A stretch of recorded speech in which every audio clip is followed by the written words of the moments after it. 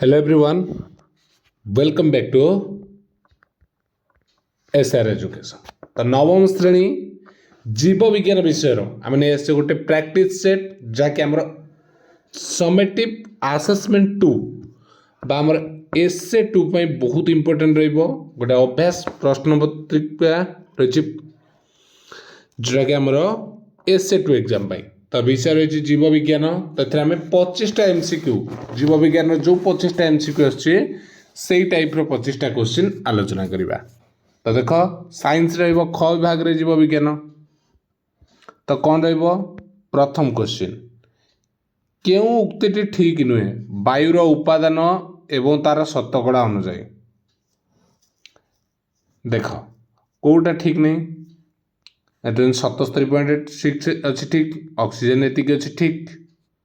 जलीय बाष्प 1.40 निष्क्रिय गैस 0.0 ये मध्य ठीक अच्छी ठीक अच्छी किंतु देख ये जलीय बाष्प ये देला एटा देला ए दीटा भितर देख एटा ही भूल अच्छी कारण कार्बन डाइऑक्साइड अंगारक अच्छु के 0.03 किंतु 1.03 देला तो ऑप्शन डी हम ये आमर उत्तर हो बाहर कौटा ठीक नुहे तो ऑप्शन डी टा ठीक नुहे ठीक अच्छे। 27 नंबर केउटी वायुमंडल बलय नुहे troposphere stratosphere thermosphere mesosphere exosphere तो आटमोस्फियर कौटा है तो ऑप्शन बी है वायुमंडल रे आमर जो 5टा स्तर था ना troposphere stratosphere mesosphere thermosphere exosphere एटा आटमोस्फियर अलग है कहला वायुमंडल क्यों स्तर पृथ्वी पृष्ठर 450 किलोमीटर ऊपर को अच्छी पूरा लास्ट एटा कौन exosphere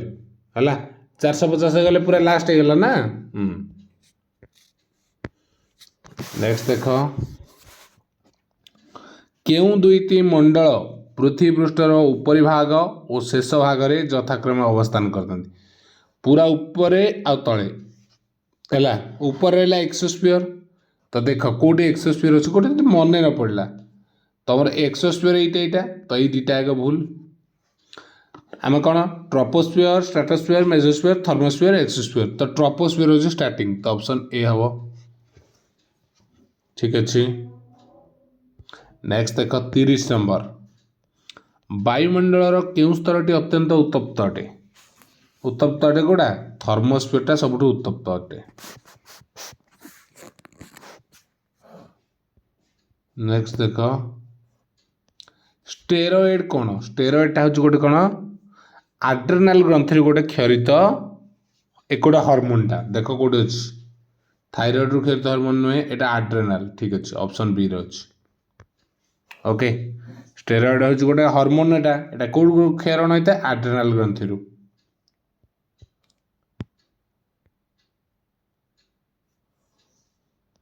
1966 Masih WHO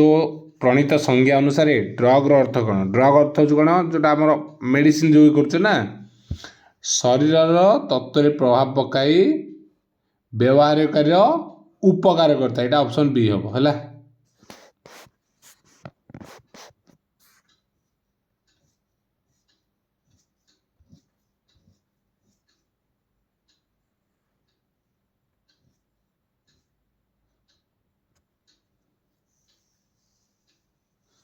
sir sir ये अपकार कर नुहे उपकार ऑप्शन ए मुझे कहले उपकार आमर हेल्पफुल होता है नाम उपकार अपकार नुहे बीटा हेनी ऑप्शन ए हम 32 नंबर ठीक ठीक मिसअंडरस्टैंडिंग ओके। 33 नंबर आंटीबायोटिक बहुल व्यवहार फल शरीर क्यों क्षमता वृद्धि पाए आंटीबायोटिक अधिका कले कौन से मेडिसिन आमको कौन सहाय कर जाए सहजरे तापर आमको से मेडिसिन काम करें जोटा कि औषधर सहनशीलता ठीक अच्छे। नेक्स्ट है कौन क्योंटे आंटीबायोटिक नुहे देख पेनिसिलिन गोटे आंटीबायोटिक स्ट्रेप्टोमाइसिन गोटे क्लोरोमाइसिन गोटे किंतु पारासिटामोल गोटे आंटीबायोटिक नु तो यहाँ हम पारासिटामोल।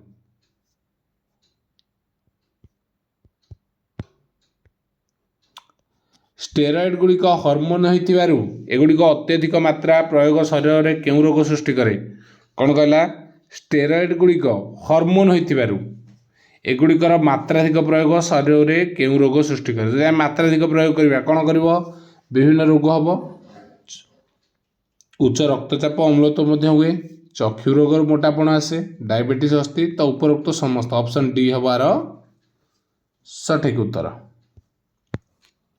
36 नंबर साधारण कथबार्ता समय केते परिमाण शब्द उत्पन्न साधारण नॉर्मल आमर कथबार्ता 30 रु 60 डेसिबल ओके नेक्स्ट देख 37 विभिन्न प्रकार उत्सव केउं प्रकार शब्द प्रदूषण होता है विभिन्न प्रकार उत्सव आमर को प्रकार शब्द प्रदूषण एटा कौन उत्सव समस्त लोक एकाठी होता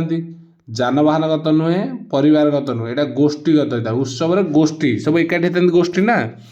शब्द प्रदूषण होता है कौन गोष्ठीगत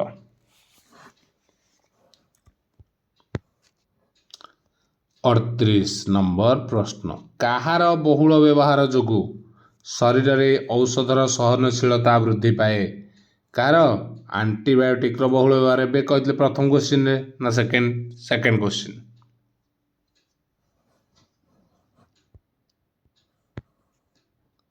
केउंटी आंटीबायोटिक उदाहरण नुहे एबे आमे देखिथिले पेनिसिलिन स्टेप्टोमाइसिन क्लोरोमाइसिन ये सब थिले तो इटा number levocetirizine okay levocetirizine 40 number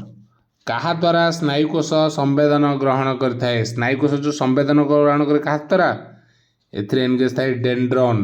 मन रखिबा एटा बहुत इंपोर्टेंट क्वेश्चन कहा द्वारा स्नायुकोश संवेदन ग्रहण करे तो डेंड्रन द्वारा ठीक अच्छे नेक्स्ट देख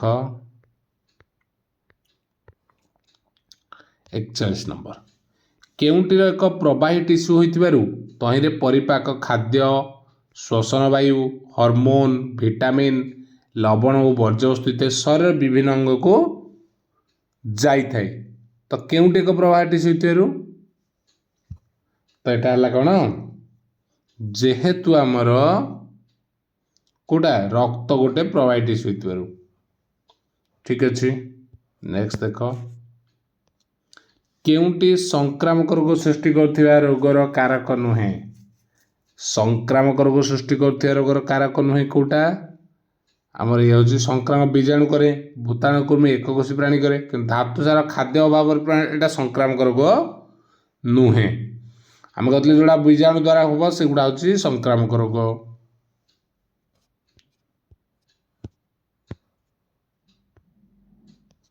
रोग संक्रमण को प्रतिरोध करने व्यक्ति बा पशुपक्षी संगरोध बा एकांतवास अवस्था को कौन कह जाए रोग संक्रमण को प्रतिरोध करने जो संगरोध आम कौन कहे क्वारंटाइन कहे कौन कहे क्वारंटाइन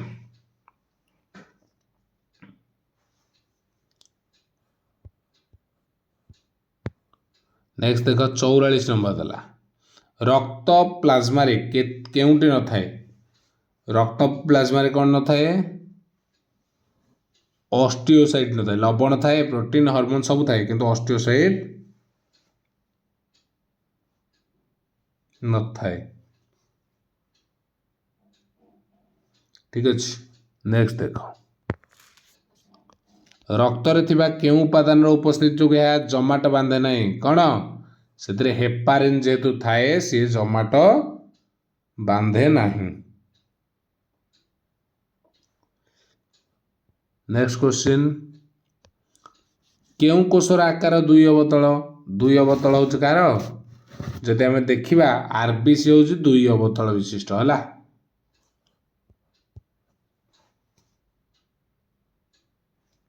नेक्स्ट देख 47 अरेखित पेशी केउ अंगर देखा जाए ना अरेखित पेशीटा निगल देखा जाए ना 48 नंबर निम्नलिखित क्यों भूताणु जनित रोग अटे भूताणु जनित रोग कौटा देख मैलेरिया तो यहाँ रहा कौन आदि प्राणी अंधार कणा विटामिन तो कौन हम यहाँ मिलिमिला और हेपाटाइट्स हूँ भूताणु जनित ठीक अच्छे 49 नंबर देख निम्नलिखित मध्य केउं रोग बीजाणु जनित अटे बीजाणु जनित कोटा देख बीजाणु जनित आमर काछुकुटिया तो कौन है कबक थंडा नुहे मैलेरिया भी नुहे तो टीबीटा हूँ खाद्य विषाक्त ना बीजाणु जनित 50 है केउं रोग को जकृत प्रदाह कामल बा जंडिस बोली कुहा जाए एटा हूँ हेपाटाइटिस को कुहा जाए जकृत प्रदाह कामल बा जंडिस ओके तो ये थिला तुमर एसीएल रो गोटे प्रैक्टिस सेट आम कंप्लीट कले तमें संपूर्ण रूपे ताको देखिना और शेयर करवा ओके थैंक यू।